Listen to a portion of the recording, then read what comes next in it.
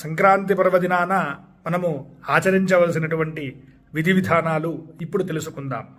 స్నానం, దానం, పితృతర్పణం, జపతపాదులు, దేవతార్చనలు సంక్రాంతికి ముఖ్య విధులుగా శాస్త్రాలు చెప్పాయన్నమాట. దేవతలు, తల్లిదండ్రులు, సాటి మనుషులు ప్రకృతి పట్ల కృతజ్ఞత, ప్రేమను ప్రకటించే పండుగలలో సంక్రాంతికి ప్రాధాన్యమున్నది. అటువంటి సంక్రాంతి పర్వదినాన మనము చేసేటటువంటి దానాలు ఏవైతే ఉన్నాయో ఆ దానాలు మనకి అక్షయంగా శుభ ఫలితాలను ఇస్తాయనేది శాస్త్రవచనం.